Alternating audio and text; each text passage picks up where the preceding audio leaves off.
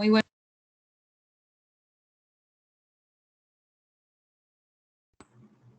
Muy buenos días, ¿cómo amanecen? Buenos días, doctora. Buenos días, doctora. Buenos días, doctora.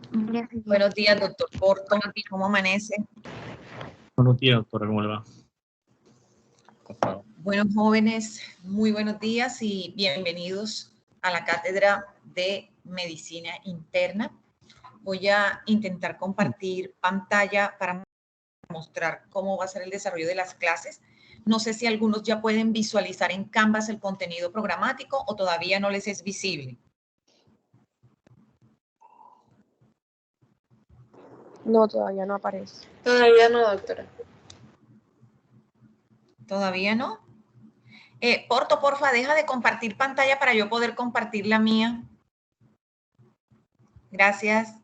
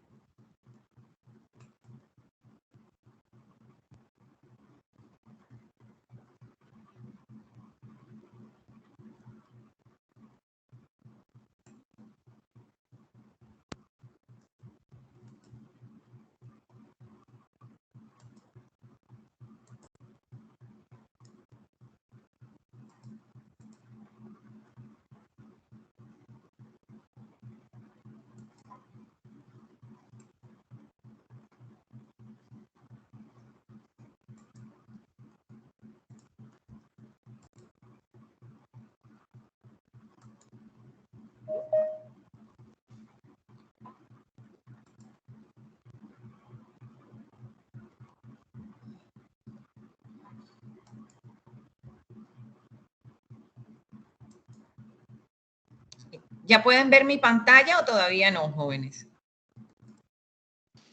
Todavía no, doctora. ¿Ya pueden ver la pantalla? No, doctora. ¿Nada? Se supone que estoy compartiendo. Ya Sí, está, sí. ya Ahora está. sí. Ahora sí está compartiendo. Ahora sí. Bueno, están viendo la página de Canvas. Cuando ustedes tengan acceso a las clases, que no sé por qué todavía no son visibles, porque se supone que ya debe ser visible, revise algún grupo a ver más tarde si ya es visible para ustedes. En esta primera semana vamos a empezar a desarrollar el módulo de cardiología y neurología. Hoy inicia el doctor José Porto con la clase de cardiopatía isquémica. Todas las clases van a ser a 6 de la mañana, pero vamos a tener algunas clases en la tarde, como por ejemplo el día miércoles, el doctor Tulio Lázaro va a empezar a dar la clase de EPOC a las 5:30 de la tarde. Entonces se conectan con el doctor Porto a las 6 de la mañana y luego con el doctor Tulio Lázaro a las 5:30 de la mañana.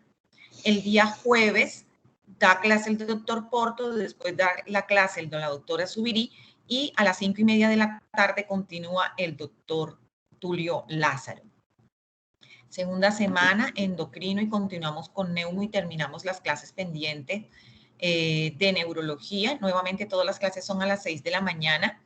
El doctor Tulio Lázaro, el miércoles clase a las 5:30 y el jueves clase a las 5:30 de derrame pleural y neumonías. El resto de clases, hasta el momento, a menos que de pronto tengamos que hacer algún tipo de cambio por la disponibilidad de los docentes. Ustedes saben que continuamos todavía en pandemia, que la ocupación de camas UCI hospitalaria y de urgencia, sobre todo del departamento de Córdoba, está casi que se ha mantenido mayor del 90%. Y hay veces que los docentes están en zona COVID o tienen turnos en UCI, como por ejemplo el doctor Camargo, y tendríamos en algún momento que hacer algún cambio del horario. O sea, hasta ahora todas las clases están a las 6 de la mañana. Si se presenta algún cambio, se les será avisado con anterioridad con el doctor que me ha estado escribiendo todos estos días, que va a ser el coordinador, prácticamente el coordinador del grupo. A través de él vamos a canalizar todas esta información que se le pueda estar dando a ustedes en el día a día con el doctor José Daniel Pérez. ¿Ok? Semana 3, enfermedades infecciosas. Nuevamente están las clases del doctor Enei Montes y el doctor Camargo. Semana 4, gastro. Semana 5, reumatología y terminamos algunas de gastro. Y la semana 6, nefrología y hematología. Hasta ahora, el primer examen parcial está programado para la semana 7. Se incluyen los módulos de cardiología, neurología y endocrino. O sea, no tienen que estar preguntando qué entra, qué entra. O sea, ya saben perfectamente cardiología, neurología y endocrino. Hacia la semana 12, para el día 13 de octubre, estaría programado el segundo examen parcial, neumo, reumatología, infecciosas y gastro. Y el examen final, que es acumulativo, está programado hasta el momento para el 24 de noviembre. Recordemos que las rotaciones tienen un valor del 50%. El primer examen tiene un valor del 10%, el segundo examen un valor del 10% y el examen final tiene un valor del 30%. De este 30% del examen final hay un 5% que hacemos un trabajo, que es un trabajo de aula, que anteriormente era un trabajo de tipo investigativo, era un trabajo de tipo investigativo, pero que por el motivo de la pandemia actual es un trabajo de revisión que se realiza con cada uno de los docentes con los cuales inicien la primera rotación. Cuando vayamos a dar el inicio de la rotación, que va a ser aproximadamente dentro de 2 semanas, dentro de 15 días, previo a eso, daremos la información pertinente con relación a los trabajos de aula. Recordar, por favor, que el conducto regular de algunas condiciones menores, llámese condición menor, que tuvieron una inasistencia, algún problema de conexión, es con alguno de los dos coordinadores, con el doctor José Porto y con mi persona. Cuando estén las clases ya montadas en Canva, se va a poder definir qué grupo se encuentra con cada coordinador. Es muy importante que las inasistencias por enfermedad, por calamidad doméstica, es directamente con la secretaria del decano, que es con la doctora Olga en la universidad, no es con nosotros. Asimismo, cualquier problema de conexión en un examen, que se va la luz, que no tengo internet, que hubo un terremoto, bueno, lo que sea, que hubo un diluvio y se perdió la conexión, es directamente también dentro de las 48 horas siguientes con la secretaria académica, con la doctora Olga o con el doctor Donaldo. Porque a veces comienzan a colocarnos mensajes al doctor Porto o a mi persona y ese no es el conducto regular. Nos pueden informar a nosotros, pero siempre se debe copiar ese tipo de información a la secretaria académica o al doctor Donaldo Cabrales, por favor, para que no vayamos a tener ningún tipo de inconvenientes. Cualquier solicitud, favor comunicarse con nosotros por medio del correo institucional, no por nuestros teléfonos personales. Igual con los docentes, todos los docentes tienen correo institucional y por medio del correo se van a comunicar con ellos, no estarse comunicando por WhatsApp. ¿Ok? Si son cosas grupales, pues eso lo podemos canalizar por medio del doctor José, que queda como el coordinador general del grupo en relación con nosotros para nosotros darle algún tipo de información. Se aplazó una clase, la clase se va a dar tardía, aunque hasta el momento todas las clases van a ser a las 6 de la mañana, como están estipuladas, pero uno nunca está exento de algún motivo de fuerza mayor. Todas las clases magistrales van a seguir siendo virtuales y ya el doctor Donaldo habló con ustedes de cómo se va a desarrollar hasta el momento, cómo está proyectada realizarse las rotaciones clínicas. Doctor Porto, no sé si tiene alguna otra cosa que adicionar. No, doctora, todo claro. Jóvenes, ¿alguna pregunta?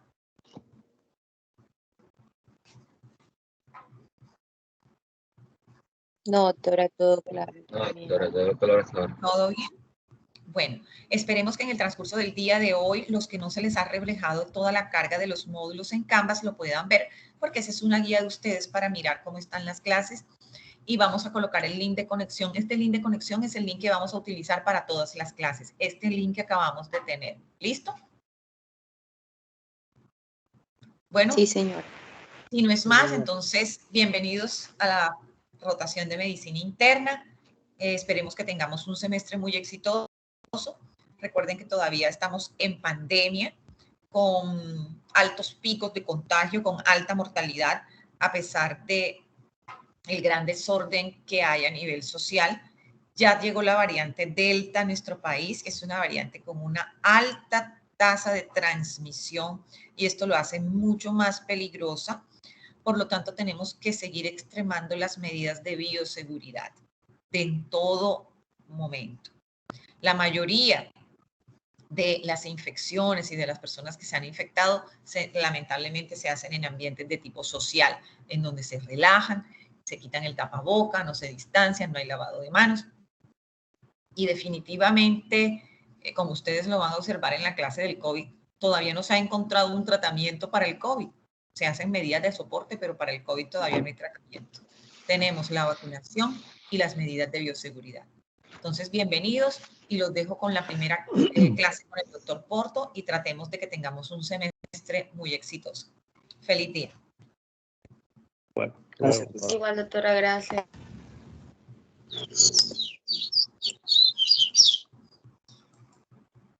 Deja de compartir.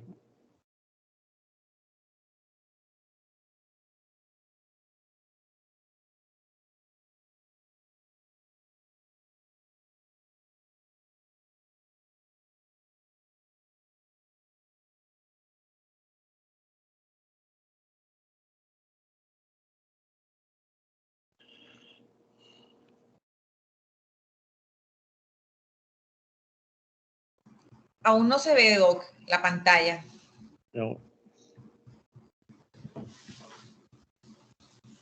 ¿Ya la ven? ¿La están viendo? Sí, doctor. Sí, doctor, ya se ve. Ya se ve, Ok. doctor. Ok, perfecto. Bueno, entonces vamos a dar inicio a la primera... Pero un momentico. A la primera charla que corresponde a el síndrome coronario agudo. Más tarde yo le doy, pues les paso que todavía no hemos montado las clases en Canvas porque ustedes todavía no aparece, no les aparece en visto. Y les voy a ir informando de dónde podemos revisar este tema. Entonces, el síndrome coronario agudo, como ustedes saben, la enfermedad coronaria es la primera causa de morbimortalidad a nivel mundial y en Colombia no nos quedamos atrás. Aproximadamente cada hora sufre un colombiano un infarto y cada 45 personas mueren por causas relacionadas a enfermedad coronaria. Entonces es una patología muy frecuente y que nosotros debemos, digamos, tener todas las herramientas, todas las competencias para hacer un buen diagnóstico y un tratamiento de esta patología. El síndrome coronario se divide en dos. El síndrome coronario agudo, este síndrome a su vez se divide en síndrome coronario agudo sin elevación del ST y con elevación del ST, que vamos a ver posteriormente. Y hay otro síndrome coronario que se llama el síndrome coronario crónico, que de este, pues, hablaremos en las clases prácticas, es lo que se llamaba antes la angina crónica estable.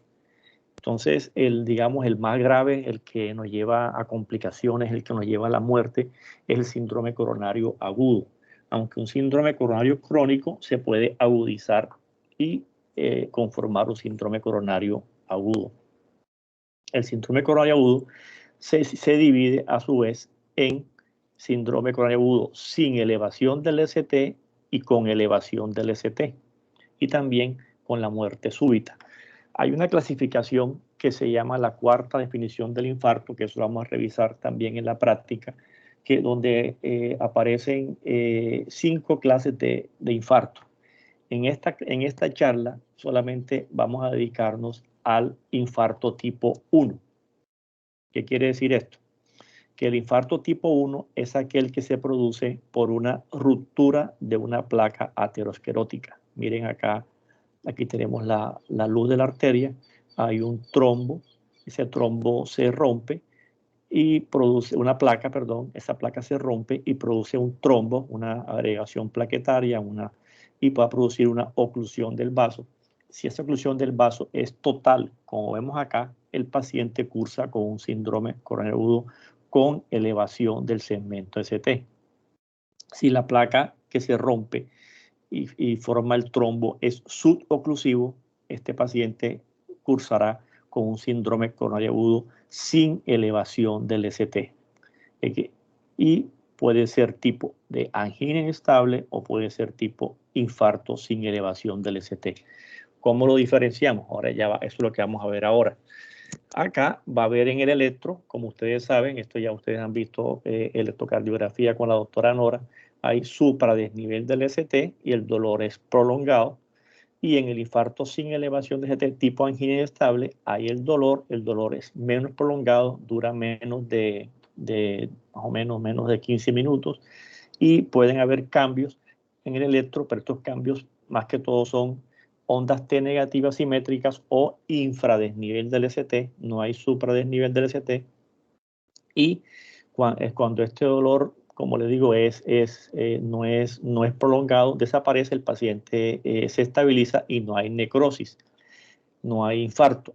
Pero hay otro tipo que es el infarto sin elevación del ST, tipo infarto, en donde la placa también es suboclusiva, pero ya hay cambios iguales de T negativas simétricas o infradesnivel del ST, o sea, lesión subendocárdica, y la diferencia es que el dolor es más prolongado y va a haber entonces elevación de injuria miocárdica y elevación de biomarcadores, como es el caso de las troponinas que vamos a ver posteriormente. Entonces, en el día de hoy vamos a hablar de infarto o de síndrome coronario agudo y hablaremos entonces de el síndrome con elevación y el síndrome sin elevación del segmento ST. Acá vemos que hay otros tipos de infarto, como yo les dije, ya hay 5 tipos de infarto. Este es el infarto tipo 2, que no vamos a hablar ahora, eso lo revisamos después, en donde hay desbalance oferta-demanda y puede haber una injuria miocárdica y elevación de biomarcadores cardíacos y cambios electrocardiográficos, pero no son producidos por una ruptura de una placa aterosclerótica como tal, con una oclusión del vaso oclusiva o suboclusiva. En este caso hay una placa crónica, por ejemplo, un paciente que tenga una lesión crónica hace un desbalance oferta-demanda, hace injuria y puede hacer cambios eléctricos.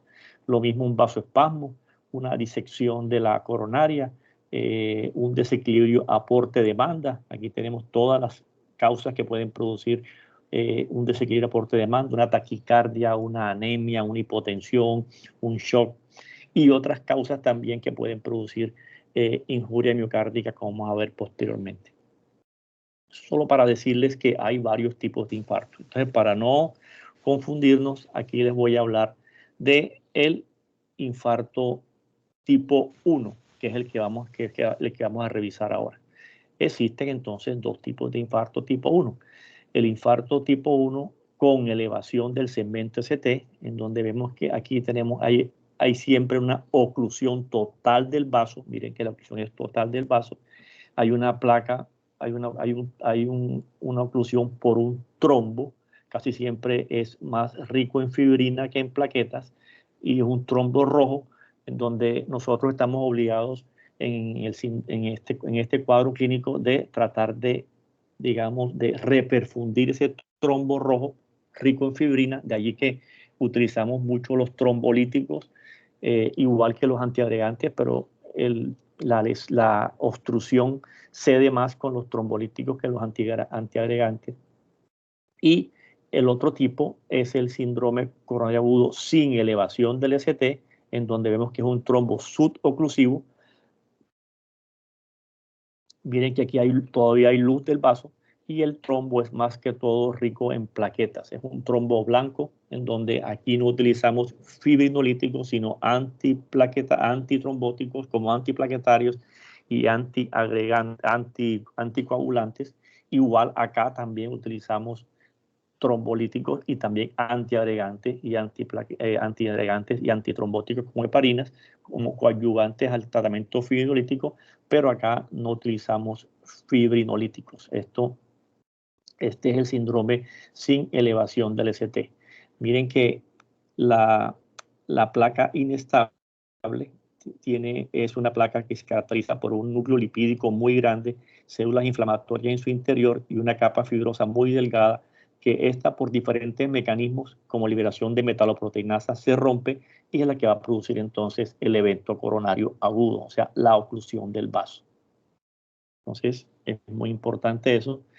Miren acá cómo aquí podemos explicar más claramente los síndromes coronarios. Como ya les comenté, hay dos tipos. El síndrome coronario agudo sin elevación del ST, miren la oclusión suboclusiva, miren que no es total, miren la placa, cómo se rompe, hay un trombo suboclusivo y la oclusión total del vaso, o sea que este es un síndrome con elevación del segmento ST, miren acá el ST elevado, miren el punto J elevado, y este es un síndrome sin elevación del ST, en donde puede haber una lesión subendocárdica, sea una depresión del ST o una onda T negativa simétrica, pero miren que no hay supradesnivel, hay infradesnivel, o puede haber ondas T negativas, inclusive hasta el 50% de los pacientes pueden tener electrocardiograma normal o inespecífico en este tipo de patologías. Este síndrome sin elevación del ST, como les dije, se subdivide en dos. El de angina inestable, que quiere decir que el dolor cede, no hay infarto, estos cambios pueden ser agudos, pero una vez usted le coloca isosorbide sublingual, le coloca nitratos, el paciente se le quita el dolor y el electro se normaliza, usted le hace biomarcadores tipos troponinas y son negativas, o sea, es como lo que llamaba antes un preinfarto. El paciente no alcanza a infartarse, pero si no se maneja puede llevar a un infarto sin elevación o inclusive a un infarto con elevación del segmento ST. Y el otro, este que ven ustedes aquí, es el famoso síndrome coronario crónico, el que se llamaba antes preinfarto o la angina inestable que se llamaba antes. ¿Esto qué quiere decir? Que este paciente, digamos, no logró infartarse, el paciente se mejoró, por ejemplo, este paciente se mejoró y esta placa aterosclerótica se fue calcificando, desaparece el trombo y hay una oclusión del vaso. Miren acá casi, por ejemplo, cuando es más del 50% ya va a tener síntomas. Este paciente va a tener un desbalance oferta-demanda, que quiere decir que cuando empieza a hacer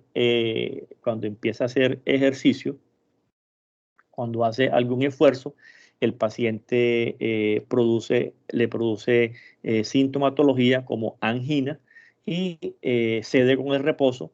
Y el paciente, cuando le hacemos, por ejemplo, una prueba de esfuerzo, vamos a encontrar cambios de lesión subendocárdica que después se normalizan. O sea que este paciente no eleva biomarcadores, hace cambios solamente con el ejercicio o hace síntomas con el ejercicio y ceden con el reposo. Entonces, esta es, digamos, la diferencia que hay en los síndromes coronarios agudos y en los síndromes coronarios crónicos. ¿Les quedó clara esa parte? ¿Aló? Sí, doctor. Bueno, ok. Sí, doctor. Entonces, vamos a meternos ya al síndrome coronario agudo con elevación del segmento ST. Para el diagnóstico de este síndrome existe una triada, que es la clínica, los cambios electrocardiográficos y la elevación enzimática.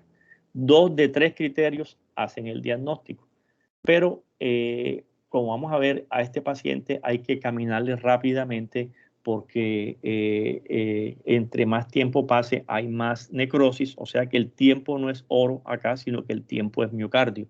Por eso nosotros hacemos el diagnóstico con la clínica del paciente, con los cambios electrocardiográficos y las enzimas cardíacas. Esto ya ha cambiado mucho porque esta definición se hizo cuando se utilizaba la CPKMB, la LDH, la GOT, después las troponinas sensibles. Ahora con las troponinas ultrasensibles ya salen más, los exámenes salen más rápido y son más específicos, pero en general, en este caso, en este tipo de infarto, si usted tiene la clínica clara y tiene cambios electrocardiográficos, usted inclusive puede omitir las enzimas y arrancar de una vez el manejo para no perder tiempo. Entonces, 2 de 3 criterios hacen el diagnóstico, pero las enzimas inclusive se podrían, si el laboratorio se está demorando en el resultado y usted está claro de que tiene ese cuadro clínico, usted puede ya optar por iniciar el manejo, porque entre más tiempo pase hay más necrosis.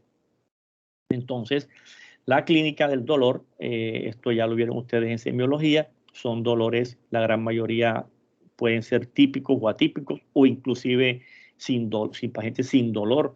Los típicos es un dolor que sea opresivo, retroesternal, se puede correr a la mandíbula, al brazo izquierdo, puede irradiarse al epigastrio. Algunos dolores, el sitio de irradiación puede ser la única manifestación, hay que tener en cuenta eso. Paciente solamente duele la mandíbula o el brazo izquierdo o el epigastrio, especialmente en infartos inferiores, como vemos acá, o el dorso. Y saber que el 20 al 30% pueden ser dolores atípicos, puede ser una disnea equivalente, puede ser un síncope, puede ser un paciente que no tenga dolor, especialmente mujeres añosas, pacientes diabéticos. Entonces, a veces es difícil, pero tener siempre alerta que algunas de estas presentaciones puede estar asociada a cambios eléctricos y uno tiene que tomar el electro de manera, digamos, recurrente para ver entonces si hay cambios y de una vez actuar. Entonces, esto no es lo común, pero también conocer de que a veces se puede presentar estos cambios. Esto para mostrarles que las enzimas cardíacas, digamos, han cambiado de manera sustancial en cuanto al diagnóstico de los pacientes, y todavía se nos prestan a muchas confusiones, porque ustedes saben que antes se utilizaba la CPK, esa se dividía en varias subfracciones, como la donde se eleva en problemas musculares, la BB en problemas cerebrales o la MB en problemas cardíacos, pero no era específica, digamos, de corazón. O sea, podía elevarse, por ejemplo, se podía confundir con problemas musculares, etcétera. Entonces, no era específico, se elevaba, pero uno no podía asegurar que esa elevación era por una injuria miocárdica, sino por otras patologías. Posteriormente, ya aparecen las troponinas, digamos, sensibles, en donde ya la elevación de esos biomarcadores ya decía que el problema era una injuria del corazón. Pero también se prestan a confusiones porque las injurias miocárdicas se pueden presentar de varias categorías. Por ejemplo, una injuria traumática, una injuria inflamatoria, un trauma de tórax, aumenta las troponinas. Una injuria infecciosa, una miocarditis, aumenta las troponinas. Un desbalance oferta-demanda, como les dije ahorita, aumenta las troponinas. Un infarto, aumenta las troponinas. Entonces también esas elevaciones de troponinas confunden al médico, porque troponinas positivas no es sinónimo de infarto tipo 1 que estamos hablando ahora, porque recuerden que aquí estamos hablando solamente del infarto tipo 1 o infarto con elevación o sin elevación del ST, o síndrome coronario agudo, mejor, con elevación o sin elevación del ST. Entonces las troponinas hay que saberlas entender, saberlas interpretar y saber que se pueden elevar en múltiples situaciones. Vamos a tratar de explicarles cómo nosotros enfocamos eso. En las clases de práctica hay una charla de esto en donde ya ustedes van a entender mejor estos conceptos. Entonces, estas son las troponinas sensibles, pero ya últimamente aparecen unas que se llaman las ultrasensibles. ¿Qué quiere decir? Que se están elevando casi al ingreso del paciente. O sea, hay una toma que se llama 0 horas o 1 hora. O sea, a las 0 horas el paciente llega al servicio de urgencia, usted les toma las troponinas y si el paciente tiene un infarto o un síndrome con elevación o sin elevación del CT, ya van a salir positivas. y se le puede, si están dudosas, usted se la puede repetir a la hora y con eso confirma si se aumentan o no se aumentan o si permanecen iguales. Ahora miramos esa parte. Entonces son las que se utilizan ahora son las ultrasensibles, en donde tienen un límite de detección muy bajo y esto que se llama el percentil 99, que es el límite donde ya a partir de allí empiezan a catalogarse como positivas, que se llama el percentil 99. Miren que acá son las ultrasensibles, ya son más positivas, más rápido que las sensibles. Miren que esto es una zona gris en donde a pesar de que estaban negativas, ya las ultrasensibles ya pueden marcar positividad. Entonces, es muy importante y después en las rotaciones aclaramos eso, pero ya conocer que en los síndromes coronarios agudos, en los servicios de urgencia, se utilizan las troponinas ultrasensibles que nos ayudan más al diagnóstico de los pacientes. Una de las cosas importantes cuando el paciente llega al servicio de urgencias es preguntarle qué tienes, tienes un dolor en el pecho. Mientras tú le vas preguntando el nombre, ya tienes que llamar rápidamente para que le vayan haciendo un electrocardiograma. Y la meta de ese electrocardiograma tiene que ser antes de los 10 minutos. ¿Por qué? Por lo que les dije anteriormente. Si estamos pensando en un síndrome coronario agudo con elevación del segmento CT, el tiempo es miocárdico y no podemos esperar a que la enfermera traiga el equipo de allá del tercer piso que está guardado con llave, porque entre más tiempo pase, más nos demoramos para hacer la terapia de reperfusión en el paciente. Allí, en ese electro, podemos encontrar, según la clínica, cambios. Puede ser un electro normal o inespecífico. En el caso de una angina inestable, puede ser un electro con infradesnivel del CT o test negativas simétricas. Hablamos de infarto sin elevación o, como vemos acá, un supradesnivel del CT, un infarto con elevación del segmento ST. Entonces, ya hablando del infarto con elevación del segmento ST, lo que ocurre en estos casos es que el paciente va a tener entonces una ruptura, una placa aterosclerótica. Esta ruptura va a producir entonces isquemia, va a producir iniciar la necrosis y el paciente va a empezar a hacer cambios electrocardiográficos. Vemos acá inicia ya una aparición de una onda Q, pero antes de eso el punto J se eleva por arriba de la línea isoeléctrica, que es esta, produciendo lo que se llama un síndrome coronario agudo con elevación del ST, o lo mismo decir, esto es una lesión subepicárdica, punto J, por arriba del segmento de la línea isoeléctrica, y esto va evolucionando. Primero aparece el supradesnivel en caras contiguas, vamos a ver ahora cómo, ya con las horas, el ST se va bajando y aparece ya se amputa la onda R y aparece la onda Q. O sea, y dependiendo de la cara, si es inferior, si es lateral, si es anterolateral, ahora vamos a ver en qué parte del electro encontramos esos cambios. Ya a lo último ya aparece ya como la secuela, una onda T negativa y una onda Q.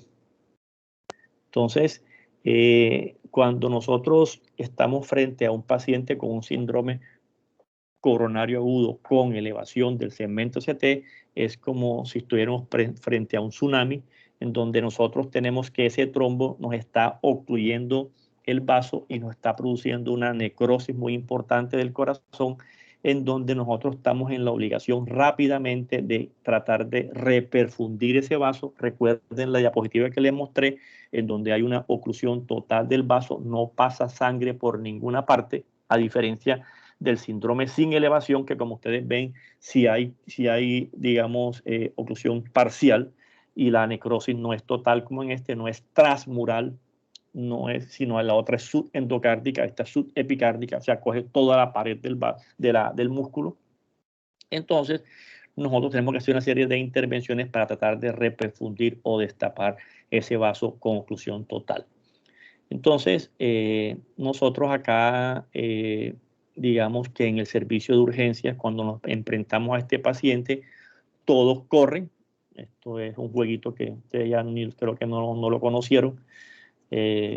Acá te tocó O sea, como un trompito, todos corren, que quiere decir enfermera, camillero, interno, auxiliar de enfermería, médico general, médico cardiólogo, médico de UCI, servicio de hemodinamia, cirugía, todos están pendientes para tratar de actuar lo más rápidamente posible y reperfundir ese vaso. Ojalá empezar todo para que ya en menos de 90 minutos ya usted tenga ya el vaso destapado. Lo mismo. Usted ¿con qué lo reperfunde? Usted lo puede reperfundir con cateterismo, o sea, por angioplastia primaria, cateterismo, o si no hay cateterismo, con trombolisis. Y los trombolíticos no son la heparina ni la aspirina, sino son otros fármacos que ahora les voy a comentar. Entonces, usted tiene que actuar lo más rápidamente posible. Ya le dije que lo primero que hay que hacer es tomar un electrocardiograma en los primeros 10 minutos. Hay un micrófono abierto, cierra, por favor. En los primeros 10 minutos para saber si hay o no, a ver dónde tienen los cambios. Dependiendo el tipo, dónde aparece el infarto, habrá que tomar en ocasiones unas derivaciones extras, como son, por ejemplo, las derechas. Cuando hay infarto inferior puede haber compromiso del ventrículo derecho, ahora les explico cómo se hace, o cuando hay infarto posterior hay que tomar también derivaciones posteriores, como B7, B8 y B9. Y de una vez tomamos las muestras de sangre para las troponinas y posteriormente hablamos de los analgésicos. O sea, en el manejo del síndrome coronario agudo tipo infarto, el mejor analgésico que hay es reperfundir el vaso, pero a veces uno le puede colocar, digamos, analgésicos opiáceos cuando están muy ansiosos, en el caso de infarto con elevación del segmento ST, mientras usted va preparando, digamos, la angioplastia primaria o la terapia trombolítica, pero no le puede quitar el dolor totalmente porque la evolución del paciente y la disminución del dolor nos van a decir si ha habido o no éxito en la reperfusión del vaso. Solamente para decirles que en el infarto, si vamos a utilizar analgésicos en el infarto con elevación, los dos que se utilizan son la meperidina y la morfina diluidas, una dosis muy bajitas. Los AINES están contraindicados porque pueden producir ruptura del músculo cardíaco. La meperidina, como ustedes saben, es una droga vagolítica, o sea, produce aumento de la actividad, produce taquicardia porque, la meperidina es vagotónica, produce bradicardia, bloqueos e hipotensión, y la meperidina es vagolítica, produce taquicardia. Entonces, en el caso de un infarto inferior, tratar de no utilizar morfina porque el infarto inferior favorece al bloqueo, favorece a las regiones vasovagales por isquemia de la pared inferior, donde hay unos receptores que se pueden activar y producen más bradicardia, hipotensiones, bloqueos, etc. Y lo mismo que el infarto inferior, la coronaria derecha que irriga la pared inferior, puede producir bloqueos AB o bradiarritmia, debido a que de la derecha salen las ramas al nodo AB, al nodo sinusal, y eso puede potenciar, digamos, los trastornos de conducción. Y si aplicamos una droga vagotónica como morfina, podríamos aumentar, digamos, estos bloqueos o estas hipotensiones. Entonces, infarto inferior, colocar mejor meperidina, e infartos anteriores, colocar mejor morfina. Pero como les digo, la evidencia dice que es 2A, 2AC. Usted puede hacerlo, usted no está obligado a hacerlo. Como por ejemplo, está obligado a hacer un electro, está obligado a hacer una monitorización, está obligado a hacer las troponinas. Eso es siempre. Lo que está en amarillo, que es en medicina basada en evidencia, usted puede hacerlo en el caso que lo necesite. Pero para que ustedes sepan que no siempre hay que fundir el paciente y dormirlo, sino en si está muy ansioso, usted le puede colocar un poquitico de estos medicamentos. La morfina está muy discutida porque puede producir disminución en la acción de algunos antiagregantes como el ticanelor. Entonces, como le digo, no abusar de estos medicamentos. Como les dije, entonces, acá el tiempo es músculo y hay que actuar rápidamente. Entonces, esta es la anatomía coronaria para recordarles, este es el tronco izquierdo que se subdivide en la arteria descendente anterior y la arteria circunfleja. Esta irriga toda la pared anterior, da las ramas septales y las ramas diagonales, irriga toda la pared anterior, y la circunfleja la pared posterior, también la pared lateral, y del otro lado sale la arteria coronaria derecha, el otro ósteo, que da arterias al ventrículo derecho, arterias al cono, arterias, esta es la arteria al nodo AB, y esta es la segunda arteria en importancia. Por eso es que esta arteria va a poder producir muchos bloqueos AB o muchas bradiarritmias, porque irriga el nodo sinusal, el nodo AB y la pared inferoposterior.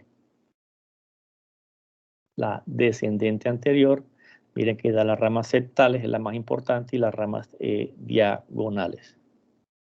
Y de la coronaria derecha sale en el 80% de los casos esta rama que se llama la descendente posterior, que irriga la pared posterior del corazón, la pared también inferior.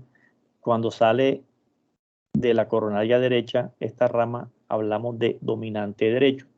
Hay personas que esta rama le sale de la circunfleja, se llamará dominante izquierdo, como en el 15% de los casos, y hay personas que le sale un poquitico de una, un poquitico de otra, y se llaman balanceadas. Pero lo más importante es que salga de la coronaria derecha, siendo la derecha entonces la segunda arteria más importante en ese momento, y la circunfleja la más pequeña. Si yo soy dominante izquierdo, entonces la circunfleja ocupa el segundo lugar porque va a ser más larga y la derecha va a ser más cortica. Entonces es muy importante también conocer eso para saber. En el electro uno puede saber si la arteria comprometida es la derecha o es la circunfleja, pero eso ya sería tema en las prácticas, podemos hablar de eso para no atrasarnos acá. Entonces, esto tienen que ustedes estudiarlo, tienen que conocerlo. Ya ustedes me imagino que les han hablado algo de esto. En los infartos o en los síndromes coronarios agudos, conocer cuáles son las caras contiguas. Miren que la parte roja es de 3 ABF. Esto irriga la pared inferior del corazón. O sea, si yo tengo cambios en la pared en D2 de 3 ABF, hablaré, dependiendo de lo que tenga, una supradesnivel, un infradesnivel, una T negativa, o sea, una lesión subepicárdica, subendocárdica, una isquemia subepicárdica, una isquemia subendocárdica. ¿De qué pared? De la pared inferior, si aparecen en D2 de 3 ABF. Si aparece en D1 y ABL, hablaré de lateral alta. ¿Qué arteria es la comprometida? La primera diagonal, que es una ramita de la descendente anterior. Esta, D2 de 3 ABF, la pared inferior. B1, B2 y B3. B1, B2, septal, B1 a B3, anteroseptal, B1 a B4, también aquí anteroseptal. Si aparece de B1 a B6, se llamará anterolateral, o sea, coge anterior y coge la pared lateral. B5, B6, se llamará lateral baja, o sea, lateral alta es esta y esta es la lateral baja. Si aparece B1 a B6 y coge D1 y BL también juntos, se llamará anterior extenso. ¿Qué arterias son las que cogen la pared anterior? La arteria descendente anterior. ¿Qué arteria coge la pared inferior, la roja? La arteria puede ser la derecha, o si es dominante izquierdo, puede ser la arteria circunfleja. Entonces, aquí tenemos más que todo cómo diagnosticamos nuestros infartos. Dependiendo de dónde encontramos la lesión, le ponemos entonces el apellido. Entonces, aquí rápidamente vamos a ver algunos ejemplos. Si tengo cambios en B1, B2, B3, B4, B5, B6. En este caso, vamos a ver acá un supradesnivel. Miren, es una lesión transmural, coge toda la pared. Miren, el punto J se está elevando. Esto es una lesión subepicárdica. Cuando coge el septum, entonces miren que tiene B1, B2, B3, B4. Ya aquí ya es un infarto evolucionado porque ya amputó la R, todavía hay un poquitico de supradesnivel, ya tiene algunas horas. Esto es un síndrome coronario agudo con elevación del segmento CT de la pared anteroseptal. Acá en este caso, cuando ya pasan las horas, miren que ya no hay vector, hay necrosis, entonces hay Q, y todavía tiene el supradesnivel, amputó la R, ya está muy avanzado. En este caso, la arteria, esta es una arteria circunfleja. Vamos a ver acá, este es un infarto de la arteria circunfleja. Recuerden que la pared inferior se puede infartar, bien sea por la derecha, más frecuentemente, 85% de los casos, cuando es dominante derecho, o con la circunfleja, cuando esta es más larga y es dominante izquierdo, en el 15% de los casos. Hay manera de diferenciarlo, pero ahorita no vamos a ver esto. Aquí tenemos solamente el compromiso inferior, supradesnivel en D2, en D3, en ABF, y cambios acá, digamos, recíprocos en B1 a B3. Este es compromiso de la coronaria derecha. Acá tenemos nuevamente un infarto inferior. Miren cómo coge la pared inferior. Nos vamos al electro y tenemos supradesnivel en D2, en D3, en ABF. Esto que ven ustedes acá de infradesniveles son cambios recíprocos o cambios vectoriales, pero siempre buscamos el supradesnivel del ST. Una de las maneras para saber si es coronaria derecha y no circunfleja es que cuando afecta la circunfleja, el supradesnivel en D3 es mayor que en D2. Eso después lo vamos a ver. Esto sí tienen que tenerlo muy presente. Cuando hay un infarto inferior, estamos en la obligación siempre de hacer unas derivaciones derechas. ¿Por qué? Porque hasta el 50% de los casos de los infartos inferiores que comprometen la coronaria derecha pueden producir infarto del ventrículo derecho. Y como el ventrículo derecho es el que da la precarga al izquierdo, estos pacientes cursan con hipotensión, cursan con incursión yugular y cursan con falla cardíaca derecha, y estos pacientes pueden producir shock. Entonces hay que tener muy en cuenta el manejo de este paciente con líquidos, etcétera, porque puede complicarnos, y además las drogas que utilizamos pueden también aumentar los efectos secundarios, como los nitratos, que son drogas que bajan la precarga. Aquí puede aumentar más el daño, puede bajar más la precarga. Entonces, siempre que tengamos un infarto inferior, estar pendiente de esos síntomas, y por rutina hay que tomar las derivaciones derechas. ¿Qué encontramos en las derechas? Encontramos entonces que vamos a encontrar, no siempre, hasta el 50% de los casos, un supradesnivel del ST. Lo vemos acá en B4 del lado derecho o B5R. ¿Cómo se hace eso?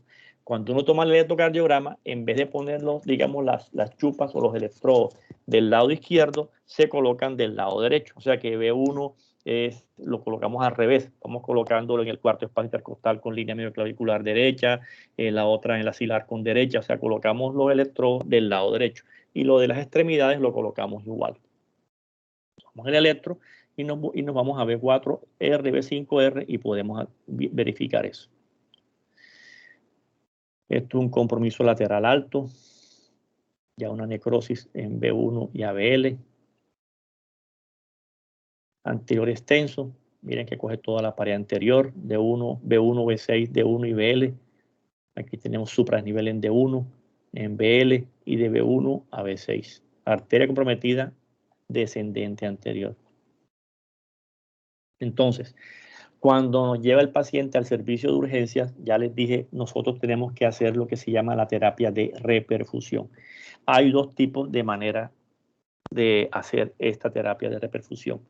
La mejor es contar con un equipo que la institución o el sitio tenga a la mano o cerca a él un equipo de hemodinamia para hacer lo que se llama la angioplastia primaria, o sea, destapar el vaso por medio de cateterismo, o en su defecto, si no tenemos esto y estamos en el tiempo, colocar terapia trombolítica. Digámoslo así, hoy acá en Montería tenemos ya varios equipos de hemodinamia, como la clínica cardiovascular, Amigos de la Salud, la clínica Saima, la clínica Cumis, la clínica IMAT, y otra por allá por el centro, que no me acuerdo el nombre. Ya hay varios equipos de angioplastia de cateterismo y podemos a nuestro paciente, digamos, ofrecerle estos tratamientos si tienen la opción de, por medio de su carnet, etcétera, de llegar a estos sitios. Claro está, dependiendo el tiempo que lleve del dolor. En su defecto, habrá que colocar terapia trombolítica. Recordar que este trombo que tenemos enfrente es un trombo rico en fibrina, tiene también plaquetas y tiene también trombina, etcétera, pero este trombo del infarto con elevación no se destapa, digamos, no se lisa con aspirinita o con clopidogrel y con heparinita. Eso hay que colocarle, para destapar eso necesitamos o la angioplastia primaria o en su defecto los trombolíticos. ¿Cuál es más efectivo? Vamos a ver, la angioplastia primaria, baja la fija, 95, 100% vas a reperfundir el vaso y de una vez haces el diagnóstico. Esta, desgraciadamente, es la segunda opción, pero no es efectiva en el 100% de los casos. Eso no quiere decir que si usted le coloca esta droguita, ya destapó el vaso. Esto no siempre es así. Entonces, y tiene complicaciones como hemorragias, etcétera. Entonces, pero es la segunda opción. Entonces, recordar que no dejar a nuestro paciente ahí en la urgencia con pepitas y aspirinitas y heparina, pensando que eso ya se va a reperfundir. Si el paciente está en tiempo, en ventana, usted tiene que buscar la manera, por el CRUE, por donde sea, de remitir. Si usted no puede definir eso porque está en un CAMU, está en el Hospital San Jerónimo, que no hay cateterismo, remitir a ese paciente lo más rápidamente posible en unos tiempos establecidos que vamos a ver ahora. Entonces, las recomendaciones. El tratamiento de reperfusión está indicado para todos los pacientes que vengan con infarto, con elevación del ST y que lleguen a que usted los vea, que lleguen a su servicio de urgencia y que tengan hasta 12 horas de dolor con elevación del segmento ST. Ya si llega al día siguiente, ya usted no va a hacer nada porque ya la necrosis ya se consumió el corazón y ya no hay nada que salvar. Entonces, la angioplastia primaria es la primera opción. Siempre que se realicen los tiempos y es más, es recomendable que la fibrinolisis. Si no se puede realizar angioplastia primaria porque usted no cuenta con este estudio o el paciente está por allá en Pueblo Bujo y usted no lo puede mandar para acá por X o Y motivo, usted tiene que llevarlo a un hospital local o si usted tiene ya trombolisis, iniciar la trombolisis en las primeras 12 horas. Recuerde que son las 12 horas de aparición de los síntomas, pero si no hay contraindicaciones para la trombolisis en este caso. Entonces, miren, evidencia 1A, que quiere decir que usted tiene que hacerlo siempre y cuando usted cumpla los criterios para esta indicación. Entonces, estos son los escenarios que se presentan en un paciente con un infarto con elevación del ST. Hay un retraso del paciente, a veces los pacientes se demoran en consultar, piensan que es una indigestión, que es una gastritis en el caso del infarto inferior o es una osteocondritis y no acceden a los hospitales. Eso es un retraso porque recuerde que tenemos 12 horas para actuar. Entonces, digamos que el paciente llama, está en su casa, llama a la ambulancia AMI, por ejemplo, llega la ambulancia, toma el electro, hace la clínica, el médico examina, hace su diagnóstico y envía el electro al hospital que esté más cercano. El hospital le dice, hombre, sí, el paciente tiene un infarto con elevación del ST. ¿Dónde te encuentras? No, que estoy acá en CRT. Bueno, entonces la clínica IMAT entrando a la derecha, ya a la izquierda, es la clínica que te puede atender. Llega ya directamente, vamos ahí llamando, ahí te lo reciben y enseguida actúan. Entonces, la ambulancia llama. Si la ambulancia está allá en Pueblo Bujo y no puede venir, ¿y cuál es el tiempo para llegar? Desde el inicio, desde que el paciente tú lo localizas, o sea, el paciente te dice, tengo una hora de dolor, ya, la otra hora ya se perdió, tengo una hora de dolor, entonces usted tiene, desde que el paciente le dice a usted que ya usted lo diagnosticó, usted tiene hasta 2 horas para poder decidir para dónde lo lleva. Si usted puede llegar antes de 2 horas, por ejemplo, CRT Montería, usted lo lleva a la clínica que tenga angioplastia primaria. Pero si usted está en un sitio donde te va a demorar más de 2 horas en ambulancia, pues mándele un helicóptero, si hay helicóptero. Pero si usted no llega antes de 2 horas, usted ya lo que tiene que, para no perder tiempo, tiene que cambiar el plan y tiene que llevarlo a un hospital donde le pueden hacer fibrinolisis, porque ya si pasaron las 2 horas, ya no se pierde el tiempo para poder hacer una angioplastia primaria. Entonces, usted lo que hace es que si está muy lejos de 2 horas, lo lleva a un hospital para colocarle trombolisis si no hay contraindicación. El problema es que la trombolisis pueden haber contraindicaciones absolutas y usted queda entonces ahí, queda ya clavado porque no puede hacer ni una cosa ni la otra, pues hay que mandarle un helicóptero. Aquí no hay eso, esas son las películas de los Estados Unidos, pero allá sí funciona esto. Acá tratar de hacerlo lo mejor posible y este es el plan.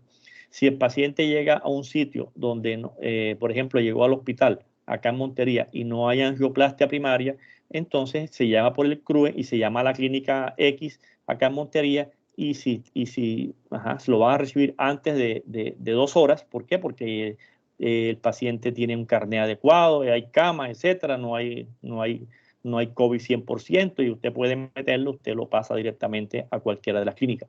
Si el paciente llega a la clínica que tiene cateterismo, usted enseguida lo que hace es que llama a todo el mundo y ¡pum!, lo pasa lo más rápidamente posible. Pero hay unos tiempos. Recuerden que el electro tiene que hacerse antes de los 10 minutos. Recuerden que la decisión de mandarlo a angioplastia tiene que ser antes de las 2 horas. Apenas llega el paciente, usted antes de 90 minutos ya tiene que estar destapando el vaso. Si llega para fibrinolisis antes de 10 minutos, usted tiene que ya estar colgando ya la infusión. No va a pedir la ampollita allá a la olímpica para que se demore 2 horas. Usted ya tiene que tener ahí la farmacia abierta y colocar ya la infusión, mejor dicho ya. Lo mismo en el centro que llegue, si llega a la clínica Saima y hay angioplastia, usted enseguida ya tiene que ir pasándolo antes de 60 minutos, ya tiene que estar metido la guía y tiene que estar ya destapando el vaso. ¿Por qué? Porque eso es un retraso del sistema. Y recuerden que entre más rápido hacemos esto, ahí va a haber el tiempo total de isquemia va a ser menor y va a haber más miocardio que se va a salvar por esta situación. Entonces, en resumen, llega el paciente con un síndrome con elevación del segmento CT. Usted se pregunta dónde se encuentra. ¿Puede llegar a un sitio antes de 2 horas para hacer la angioplastia primaria? Sí, lo lleva y le hace el tratamiento. ¿Cierto? Si usted dice que está muy lejos, lo lleva a un sitio donde le puedan colocar trombolítico. Verifica que no tenga contraindicaciones y se lo coloca. Usted espera. El problema del trombolítico es que no reperfunde el 100%, o sea, no se destapa la arteria en el 100% de los casos en algunas ocasiones y usted espera más o menos 60 a 90 minutos. Si el paciente en ese tiempo, en esos 60 a 90 minutos de colocarle la trombolisis, usted ve que el dolor le sigue y el ST no disminuye el 50% del tamaño de la elevación de cuando llegó el paciente, usted puede ya diagnosticar que fue una terapia trombolítica fallida. ¿Qué quiere decir? Que no reperfundió. Está en la obligación entonces de hacer lo que se llama la angioplastia de rescate. Tiene que montarlo en la ambulancia y llevárselo para un sitio donde tenga angioplastia de rescate. Que tenga angioplastia, por ejemplo, usted lo hizo allá por allá por Caucasia y usted no reperfundió. Después de 90 minutos tiene que montarlo en la ambulancia y traerlo a Montería. Ya se va a demorar más de 1 hora, pero no importa, hay que hacerlo porque para tratar de salvar lo poquito que le queda al paciente y se llama angioplastia de rescate.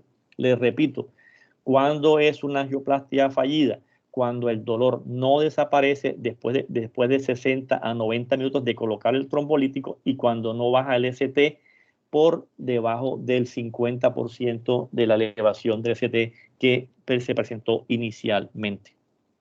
Si el paciente que usted le colocó la trombolisis reperfundió, o sea, se le quitó el dolor, quedó mejor, bajó el ST más del 50%, usted de manera ya programada lo monta en la ambulancia y lo manda en las primeras 24 horas a un centro para que le hagan un cateterismo, pero ya no es una angioplastia primaria, sino es un cateterismo, llegamos para ver qué fue lo que quedó digamos, algo residual que quedó después de la trombolisis exitosa.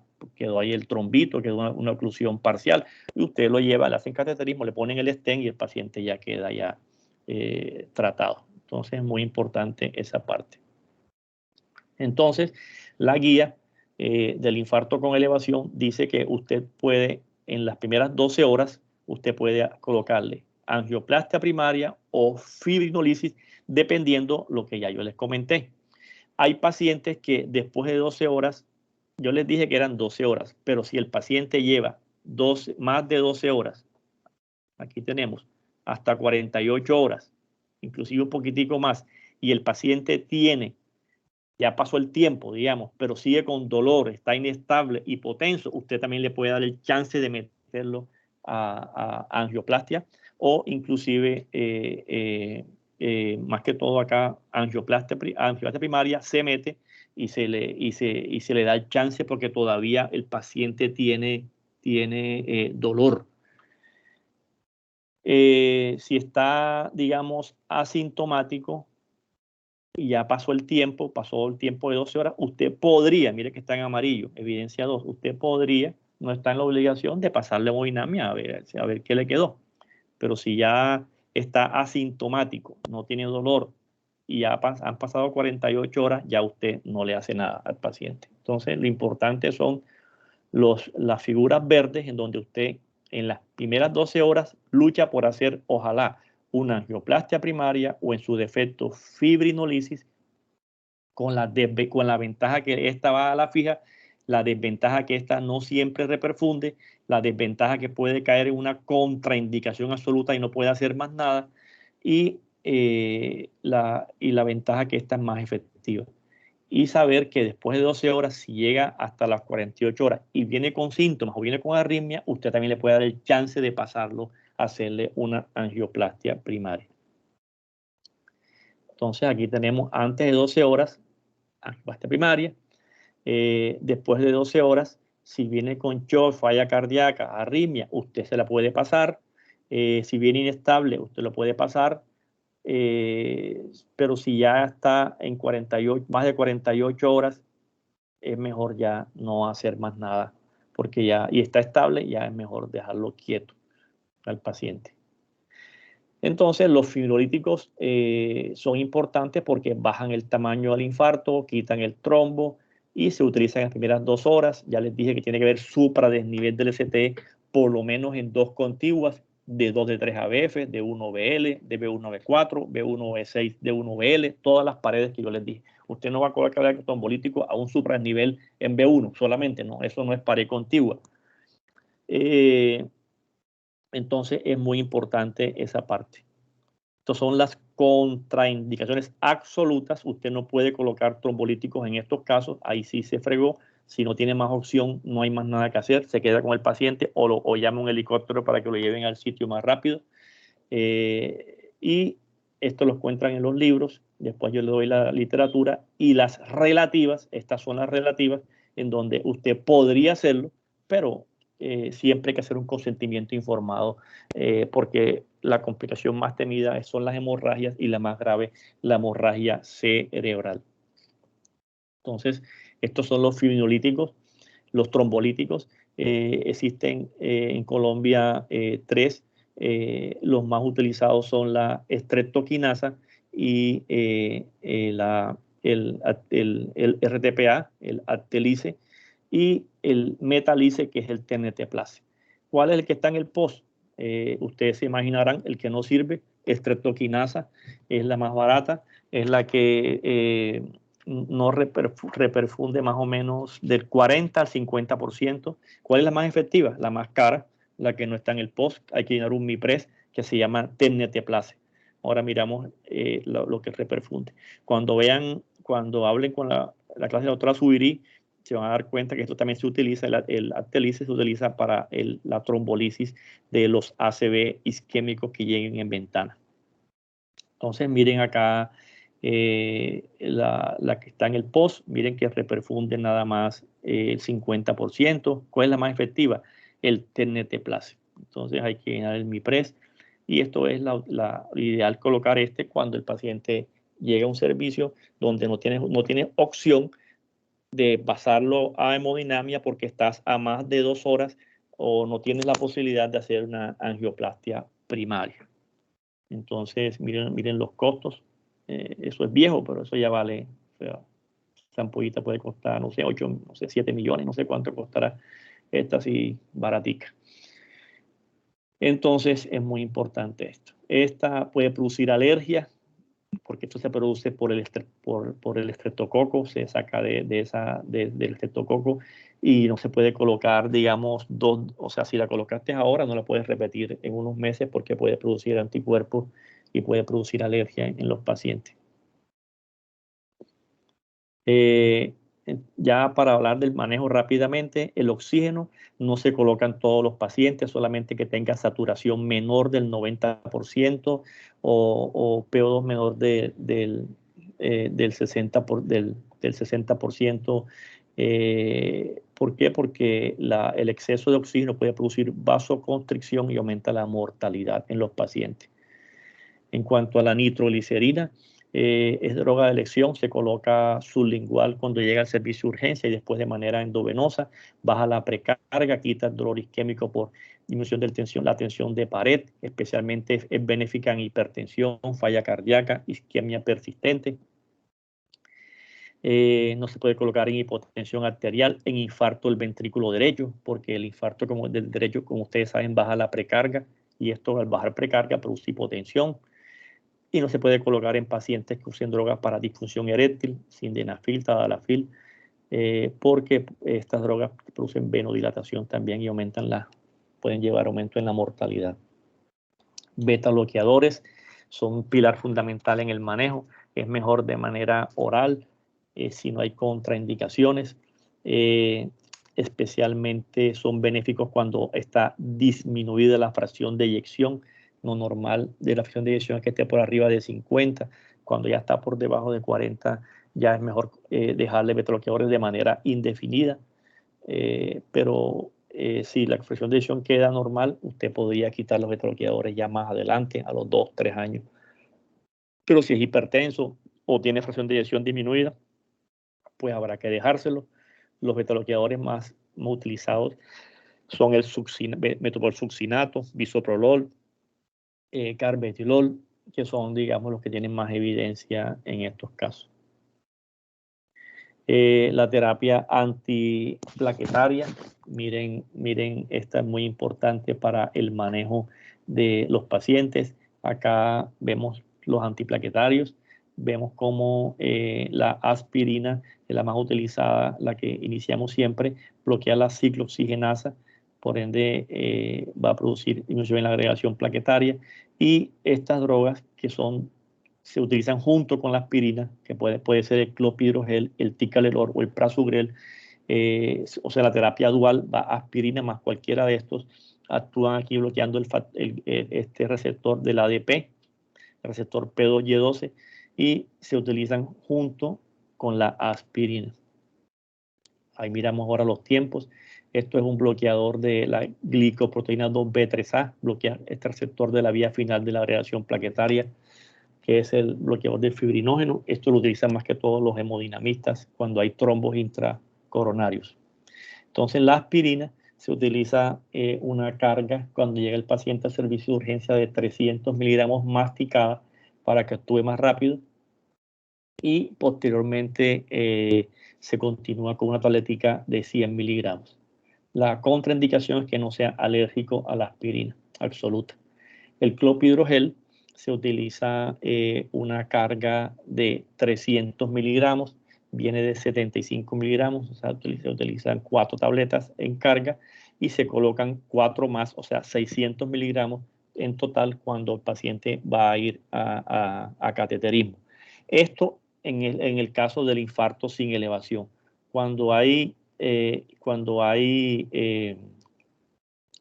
infarto con elevación, si el paciente es menor o igual a 75 años, le colocamos las cargas completas. Si el paciente tiene más de 75 años o más, es mejor colocar solamente 75 miligramos debido a que puede sangrar cuando aplicamos los trombolíticos. Entonces aquí tenemos los medicamentos que más utilizamos. Junto con los antiagregantes, utilizamos los anticoagulantes, en este caso las heparinas, que pueden ser las heparinas no fraccionadas o las de bajo peso molecular. Estas de bajo peso molecular son mejores debido a que se aplican, digamos, de manera subcutánea. Actúan, digamos, 12 horas, algunas 24 horas, como la fondaparinos o la enoxaparina, bloquean el factor 10 activado y son, digamos, tan efectivas o quizás más efectivas que la heparina no fraccionada, pero esta no fraccionada se utiliza más que todo cuando el paciente le van a hacer la angioplastia y cuando el cuadro de la angioplastia tiene que ser urgente, actúa, digamos, más rápido. Ahora miramos las dosis. Entonces, la enoxaparina, cuando el paciente llega al servicio y le van a hacer cateterismo, se le coloca un bolo IV de 30 miligramos y se sigue con 1 miligramo por kilo cada 12 horas. Se ajusta. Si tiene 75 años, se le baja a 75 cada 12 horas. Si tiene falla renal, con depuración menor de 30, se coloca solamente 1 miligramo por kilo por día, no cada 12 horas. Y si es obeso, hasta dosis máxima 80 cada 12 horas. Si pesa 100 kilos, le pones 1 por kilo, serían 80 cada 12 horas. Esta es la enoxaparina. Y la no fraccionada, como les dije, es diferente, es más complicada porque tienes que aplicar un bolo de 60 por kilo y una infusión continua de 12 por kilo por hora para mantener un máximo de 1000 unidades por hora, y hay que hacerle tiempo parcial de tromboplastina y mantener ese tiempo entre 50 y 70 segundos o 1.5 a 2 veces por arriba de lo normal. Le coges el TPT del paciente, el valor normal, el paciente anticoagulado, y lo divides entre el TPT normal del laboratorio. Debe estar de 1.5 a 2 veces por arriba del valor normal. Entonces, como ven ustedes, aquí necesitamos una bomba de difusión, necesitamos un bolo, una infusión continua, hacer los exámenes periódicamente, a ver si está anticoagulado. Entonces, por eso nosotros mejor utilizamos la enoxaparina o la fondaparinos, que vamos a ver posteriormente, en donde solamente necesitamos, en el caso agudo, un bolo y después subcutánea cada 12 horas, y no hay que hacer tiempo parcial de tromboplastina. Además, esta puede producir trombocitopenia y la otra no. Las estatinas son drogas importantes en el manejo del paciente porque estas tienen un efecto pleiotrópico y producen, digamos, estabilización de la placa. Las más utilizadas son la atorvastatina y la rosuvastatina, y tienen que ser a dosis altas, 40-80 de atorva, 20 o 40 de rosu, para mantener un LDL en metas, dependiendo si el paciente tiene muy alto riesgo o alto riesgo. Si tiene muy alto riesgo, o sea, que sea un paciente diabético, que sea un paciente hipertenso, que tenga antecedentes de enfermedad coronaria, ese LDL debe estar en una meta por debajo de 55 miligramos por decilitro. Eso es un LDL muy bajo, y solo podemos bajar con drogas a dosis muy altas. En ocasiones no solo estas drogas son capaces de llegar a esa meta, y hay que utilizar otras drogas como ezetimibe, que se da junto con estatinas y evita la absorción del colesterol en el intestino, o drogas como los inhibidores de la PSK9, que son unas drogas que tumban digamos, los LDL hasta 40 miligramos, pero son drogas muy costosas, y dependiendo del paciente hay que tener en cuenta estas metas en estos pacientes. Inhibidores ECA o ARA2, si hay tos. Estos se usan en pacientes que después del infarto queden con fracción de eyección menor del 40%, o sean diabéticos. ¿Por qué? Porque este infarto, cuando el corazón se dilata y baja la fracción de eyección, se remodela, o sea, pierde la geometría y aumenta la falla cardíaca. Y estas drogas lo que evitan es que el paciente se siga dilatando, en estos casos cuando hay la fracción de eyección queda disminuida. Quedan con esos medicamentos, inclusive si no son hipertensos. Igual los inhibidores de la aldosterona como la espironolactona o esplerenone también se utilizan cuando la fracción de eyección queda por debajo del 40%. Tener en cuenta que hay que verificar bien el potasio y la depuración porque la hiperpotasemia es una contraindicación debido a que estos son ahorradores de potasio. Estas son las guías que ya hablamos y estas son las indicaciones, digamos, el paciente puede ir a angioplastia o puede ir a cirugía dependiendo las lesiones. Eso después lo miramos en las clases. Entonces, acabamos de hablar del síndrome coronario agudo con elevación del ST.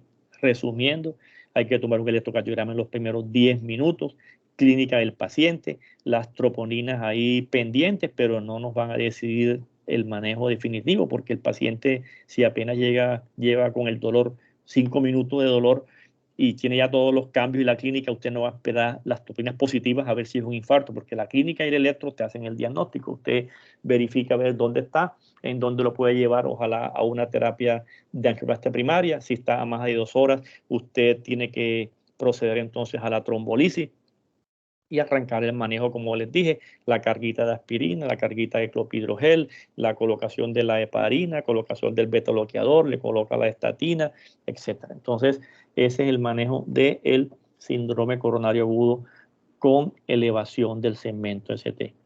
Acá vamos allá a hablar entonces la última parte, que es el síndrome sin elevación del segmento ST. Este se divide en dos. Puede haber lo que se llama una angina inestable. ¿Qué quiere decir? Que los cambios de infradesnivel o de TENS negativas, inclusive electros inespecíficos, son digamos, reversibles, pueden aparecer con el dolor, pero el dolor va a durar menos de 10 minutos porque se llaman anginas inestables. Pueden ser de reciente comienzo, de reposo, acelerada y postinfarto. Estos pacientes van a tener las troponinas, entonces van a estar negativas. Recuerden que las troponinas se aumentan cuando hay infarto sin elevación, que es la otra parte que vamos a hablar ahora. Esta angina inestable, digamos, es un paciente con angina reciente comienzo. Es aquel paciente que está bien y de repente dice que cuando camina 2 cuadras siente un dolor opresivo, retroesternal, se le corre para la mandíbula, se le corre para el cuello, para la espalda, se queda quieto y se le quita. Eso es una angina estable, o sea, es un síndrome, es una angina que hasta ahora le da siempre cuando camina. Pero estos pacientes, pero cuando el paciente le empiezan los síntomas, por ejemplo, acabo de decirle, no, que yo nunca he sufrido de dolor, pero me empezó un dolor opresivo cuando subo el puente para ir a la universidad del Sinú y cuando llego allá al pico del puente me da un dolor y cuando ya me quedo quieto se me quita. ¿Cuánto tiempo llevas tú con eso? No, que llevo apenas unos 2 meses. Mientras el paciente empieza los síntomas, se considera una angina inestable. ¿Por qué? Porque no sabemos si va a pasar esa angina a un infarto. Si el paciente dice, no, que me duele, me da ese dolor, como le acabo de decir, pero me da siempre quieto, eso es una angina inestable de reposo. ¿Cuándo se considera un síndrome coronario crónico o una angina estable? Cuando el angina de reciente comienzo ya pasa más o menos 2 meses. Ya después de 2 meses el paciente dice que siempre que camina le da dolor y se le quita. ¿Cuánto llevas con eso? No, yo llevo años con eso o llevo 1 año con eso. Ya eso es una angina crónica estable o un síndrome coronario crónico. Si los síntomas son iniciales, antes de 2 meses se llama angina inestable. Si los síntomas son de reposo, se llama angina inestable. Si tengo una angina crónica, hombre, que yo tengo un dolor en el pecho hace 2 años cuando camino y cuando quedo quieto se me quita, pero últimamente me está dando es cuando camino 2 metros, ya esa es una angina acelerada. O sea, cambió su patrón crónico por un aceleramiento en sus síntomas. Ya se considera también una angina inestable. O también aquella angina que le da después de un infarto a un paciente y vuelve y le da dolor, se llama angina postinfarto. Estas se consideran inestables.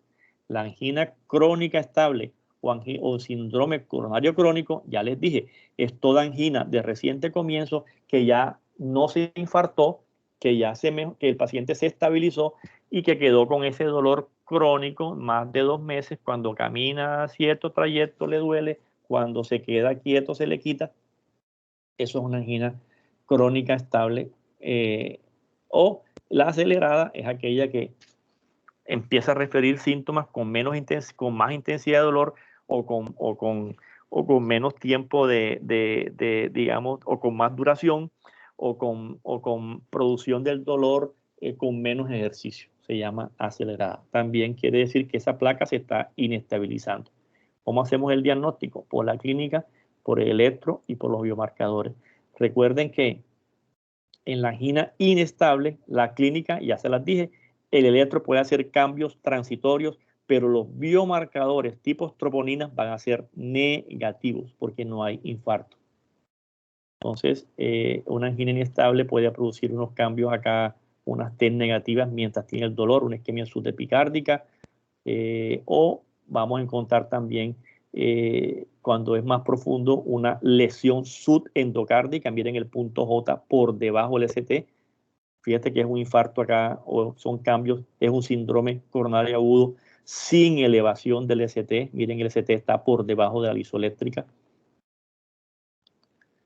Una lesión subendocárdica, aquí la vemos, por ejemplo, aquí tenemos D1 en todas las caras, B4, B5, B6, es como anterolateral. Esto es una lesión subendocárdica. Este paciente tiene entonces, si me llega este paciente al servicio de urgencia con un dolor torácico de 1 hora de evolución, con este electrocardiograma hago el diagnóstico de un síndrome coronario agudo sin elevación del segmento ST. Como lleva 1 hora, ya supongo que no es una angina inestable. Ya le voy poniendo el título de tipo infarto, le hago las troponinas y si están positivas ya hago mi diagnóstico de un síndrome coronario agudo sin elevación del segmento ST tipo infarto. Si el paciente me llegó con el dolor, le hice el electro, apareció esto, le colocó un isurdis sublingual, el dolor se le quitó, troponinas negativas, y me dice que eso le dura nada más 2 minutos cuando camina fuerte y lo que corrió y se le quitó. Esto es una angina inestable. ¿Por qué? Porque los cambios revertieron, el dolor fue en menos de 10 minutos y los biomarcadores fueron negativos. Estos son, digamos, algunos scores que utilizamos nosotros en los pacientes con infarto, especialmente en el infarto sin elevación del ST. Esto es un score que nos habla del pronóstico de los pacientes, el score de Grace. Ahora más tarde miramos esa parte. Lo mismo que en la rotación. Entre cuando este score ya está por arriba de 140, ya la cosa está delicada. Y también este score, que es el score de CLIP, se divide en 4. También nos da información del estado clínico del paciente. El CLIP 1 es un infarto normal, no hay nada clínicamente normal. En el CLIP 2 hay estertores en las bases, en el CLIP 3 hay edema pulmonar y en el CLIP 4 ya hay shock cardiogénico. Entonces, dependiendo del CLIP, ya tú te orientas más o menos qué tan grave está el paciente, si va a necesitar una UCI intermedia o si está aquí de 3 a 4 ya tiene que ir a un cuidado intensivo, porque puede requerir intubación. Entonces, todo Grace de 140 o más es un Grace alto, de 109 a 140 es un Grace intermedio y de menor de 108 es un Grace bajo. Eso más que todo nos habla del pronóstico del paciente y vamos a ver que lo vamos a utilizar en nuestro paciente con síndrome coronario agudo sin elevación del ST. Como ustedes ven, maneja el rango de edad, frecuencia cardíaca, tensión arterial sistólica, creatinina, el KILIT y otros puntos. Entonces, es una calculadora que ustedes la pueden ir bajando en sus celulares, en donde ustedes ponen ahí en la tienda Apple o en el otro le colocan Score Grace y ahí lo bajan y ustedes van llenando los datos que les preguntan, hunden el botón y ya saben el número que les da, el parámetro, ya saben si es leve, moderado o severo, o sea, si es un Grace bajo, intermedio o alto. Entonces, el diagnóstico del infarto, igual sin elevación, la historia clínica es la más importante. Los electrocardiogramas, recordar que el electro puede ser normal o inespecífico en estos casos. Los biomarcadores, recordar que van a ser negativos en la angina inestable, positivos en el tipo infarto. Las imágenes diagnósticas que a veces hay que tomarlas para, digamos, confirmar estos datos, que pueden ser no invasivas, como el electrocardiograma, ya lo hablamos, el ecocardiograma, la prueba de esfuerzo, la medicina nuclear, la resonancia nuclear magnética, o invasivas como el cateterismo cardíaco y coronariografía. Esto es ya parte de la guía nueva, que es del 2020. La guía del infarto con elevación, que se las voy a mandar, es 2017. La guía que estamos hablando ahora es 2020, es reciente. En donde, ¿qué pasó acá?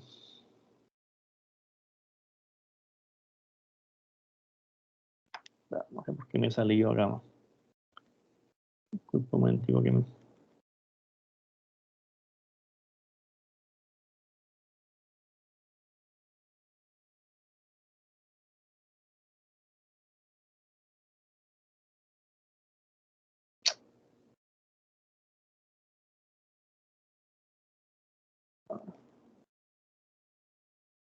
¿Tienen alguna pregunta?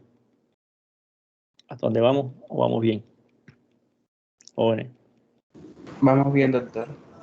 ¿Alguna pregunta? Todo bien, doctor. ¿Alguna pregunta que ya no me quiero devolver por otro lado porque me pierdo acá otra vez? No sé por qué esta mañana se me... Pero es una pregunta de electro. Dígame. ¿Cuáles son las derivaciones, que denotan un infarto anterior extenso?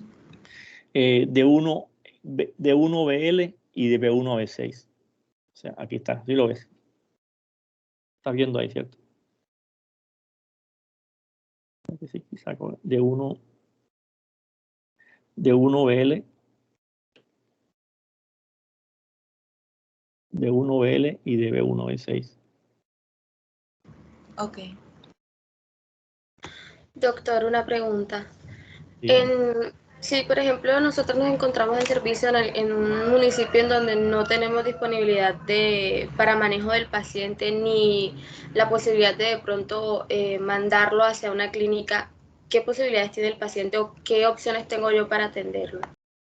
O sea, entonces recuerda, lo primero que tienes que hacer es saber si está enfrente a un síndrome coronario agudo con elevación o sin elevación del segmento ST.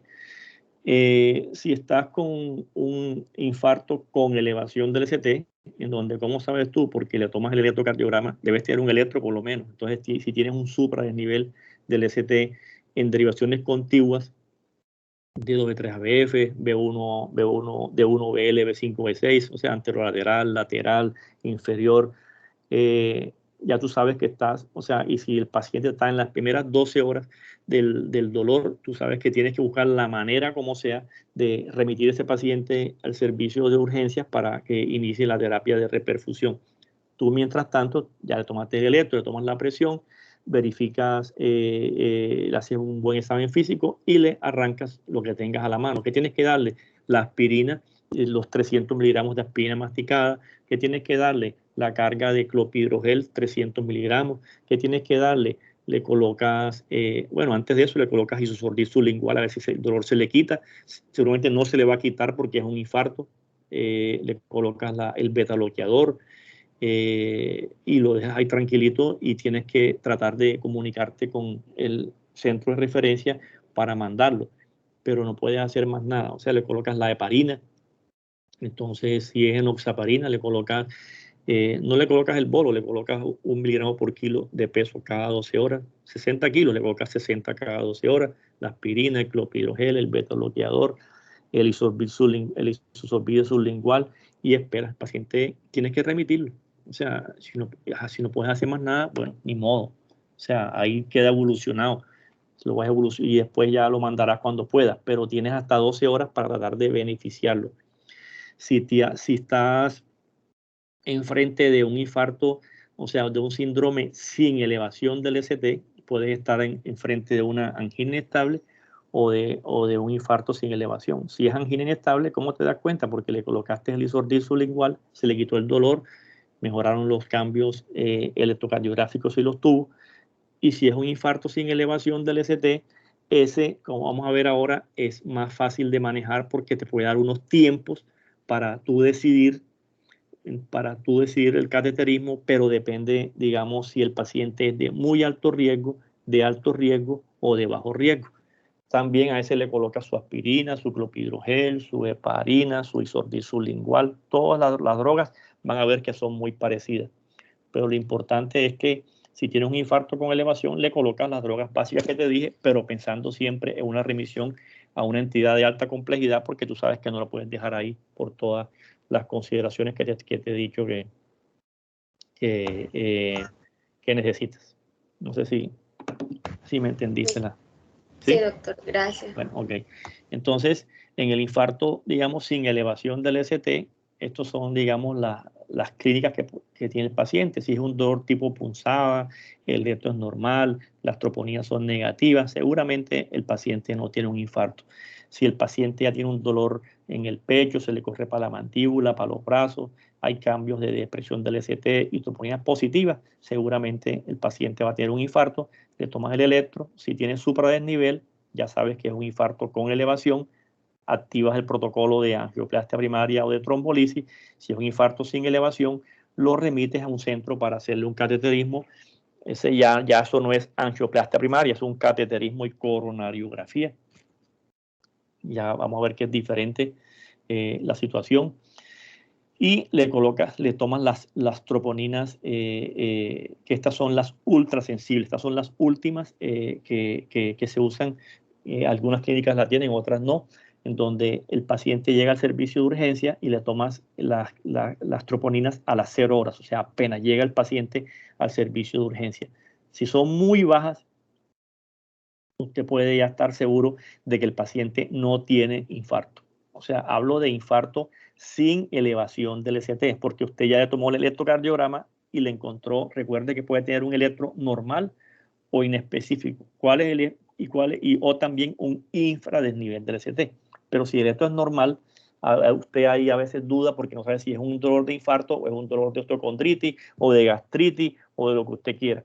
Entonces, usted, si está muy baja, usted ya se queda tranquila. Si queda la duda, usted le repite las troponinas a la hora, de alta sensibilidad, y mira a ver si existe lo que se llama un delta. ¿Cuál es el delta? Que aumente el 20% del valor. Si fueron muy bajas o las troponinas a la hora no hubo delta del 20%, usted le puede hacer lo que se llama el rule out. O sea, quiere decir, usted de ahí para la casa, lo manda directamente para la casa y usted está seguramente ya convencido y clínicamente convencido que ese paciente no tiene un evento coronario agudo.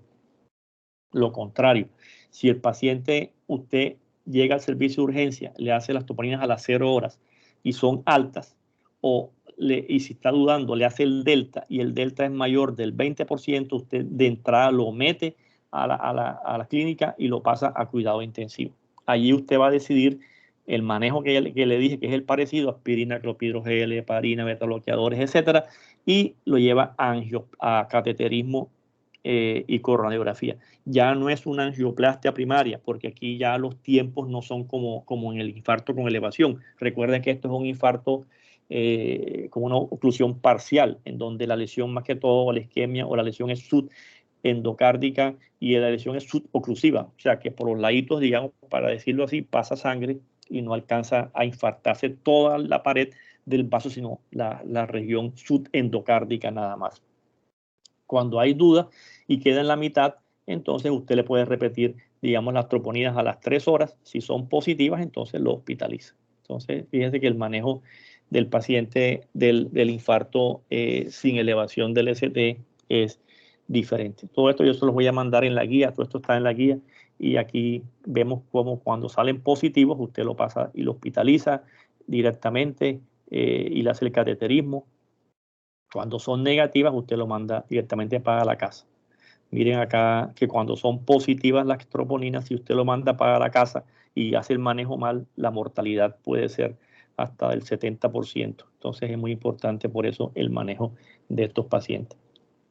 Cuando usted hace ya el diagnóstico del infarto, del síndrome sin elevación del ST, usted lo puede, dependiendo la gravedad del paciente, usted de una vez lo pasa a la unidad de cuidado intensivo y decide cuándo le va a hacer el cateterismo. Entonces, mire que aquí es diferente. Si tiene muy alto riesgo el paciente, ¿cómo sé yo que es muy alto riesgo? Por la clínica del paciente. Está inestable, está choqueado, el dolor no se le quita, tiene taquicardia ventricular, se le rompió la válvula por la isquemia, tiene una falla cardíaca aguda. El cateterismo tiene que ser antes de 2 horas, rápidamente. Si el paciente está más estable, troponinas elevadas, cambios en el electro, un Grace que ya se lo calculó de 140 o más, una edad avanzada o diabetes, usted tiene que hacer cateterismo en las primeras 24 horas. Fíjese que no es ya, como en el infarto con elevación, que usted tiene hasta 12 horas para hacer eso, o lo más rápidamente posible. Usted lo puede hacer aquí antes de 24 horas, te lo remite. Y si el paciente no tiene ni características de muy alto riesgo ni de alto riesgo, o sea, de bajo riesgo, usted le puede hacer cateterismo inclusive a las 48 a 72 horas. Entonces, miren que aquí el manejo es más relajado, menos estresante, hay menos mortalidad y usted decide que siempre lo va a hospitalizar si le salen las troponinas positivas al inicio o con un delta mayor del 20% y la clínica sí se lo sugiere y usted pide su valoración a medicina interna, cardiología, lo pasan a la unidad de cuidado intensivo y dependiendo de la gravedad del caso, usted procede a hacer cateterismo ya en 24 horas o en 48 horas o 72 horas. ¿Qué drogas aplica? Drogas muy parecidas o casi iguales todas a las que utilizó en el infarto con elevación, la aspirina la carga de 300, el clopidogrel la carga de 300, cuando va a cateterismo le da 300 más de clopidogrel, la heparina como le comenté, el beta-bloqueador. Miren que los trombolíticos no se usan en infartos sin elevación. Casos antagonistas no tienen evidencia, estatinas igual, inhibidores ECA, ARA2 o espiractona igual cuando tienen signos de falla cardíaca o son hiperdensos, etc. Beta bloqueadores, nitratos cuando llegan o los calcioantagonistas no sirven. Entonces igual la nitroglicerina sublingual y después endovenosa baja la precarga, son drogas importantes en el paciente. Igual los antiagregantes plaquetarios, la terapia dual, recuerden que va aspirina junto con clopidogrel o con ticagrelor o con prasugrel. Son las 3 terapias duales o las 3 combinaciones que existen en los pacientes. La aspirina va de por vida y la terapia y la otra, la clopidogrel, ticagrelor o prasugrel, dependiendo del paciente, lo ideal es 1 año. Habrá pacientes que se pueden dar más de 1 año. Habrá pacientes que puede darse menos de 1 año porque tienen riesgo de sangrado y sabe que son drogas antiagregantes y por ahí les voy a mostrar alguna de esas combinaciones, alguna de esas situaciones. Los inhibidores de la glicoproteína 2B3A se usan más que todo, se utilizan más que todo en hemodinamia cuando hay trombos en las coronarias, eso lo utilizan los hemodinamistas. Entonces es muy importante, digamos, conocer esto. Todas estas son las 3 drogas que utilizamos. Definitivamente, nuevamente, la que está en el post es la más barata, la que ya sirve, pero ya hay unas más potentes como ticagrelor, como prasugrel, pero esta es la que está en el post y es la que más utilizamos. Es la que hoy en día, digamos, a nivel mundial queda como para pacientes de bajo riesgo, porque son pacientes que son drogas que no son tan potentes como el prasugrel o el ticagrelor. Y hoy en día ticagrelor o prasugrel serían drogas para riesgo intermedio o riesgo alto. ¿Cómo sé yo que mi paciente es de riesgo bajo, intermedio o alto? Ya les dije, porque hago el score de Grace. 140, riesgo alto, 109, 139, riesgo intermedio y menor de 108, 109, riesgo bajo. Entonces, ahí yo sé qué droga le voy a aplicar, pero acá en Colombia definitivamente la gran mayoría utilizamos clopidogrel porque son drogas que hay que dar y no podemos darnos el lujo de mandar un Mipres y que me la den en 1 mes porque se muere el paciente. Entonces, si la puede comprar, bueno, pero no le puede faltar un día porque se le puede trombosar el stent. Entonces, es muy importante conocer estos medicamentos. La aspirina, dosis de carga de 300 miligramos, masticada para que actúe más rápido y se continúa con 81 a 100 miligramos al día. Contraindicaciones: que sea alérgico a la aspirina, habrá que dar nada más clopidogrel. Esta es de por vida. Baja la mortalidad de manera importante, 46% en estos pacientes, y no se nos debe olvidar. El clopidogrel carga de 300 miligramos y cuando va a cateterismo se dan 300 más, serían 600 miligramos en cateterismo, cuando va a cateterismo cardíaco. Las heparinas, muy parecidas a las otras, utilizamos más las heparinas de bajo peso molecular. En cateterismo, la no fraccionada, Fondaparinus es una droga, vamos a ver en la práctica, es una heparina de bajo peso molecular, tiene algunas ventajas que la enoxaparina, porque se aplica una sola vez al día, ventajas sangra menos que esta y es una sola dosis al día, entonces la utilizamos, tiene algunas complicaciones que después miramos en las clases prácticas. Entonces, acá, para comentarles rápidamente cómo es la terapia trombolítica, o sea, los antiagregantes, la antiagregante. Normalmente el paciente va con aspirina prasugrel, aspirina ticagrelor o aspirina clopidogrel por 12 meses. Después de 12 meses, usted debe suspender el prasugrel, el ticagrelor o el clopidogrel y sigue solamente con aspirina. En algunos casos, cuando hay alto riesgo de trombosis, tienen múltiples stents, se le han tapado los stents previamente, usted le puede dejar más de 12 meses, pero eso pues lo hablamos después.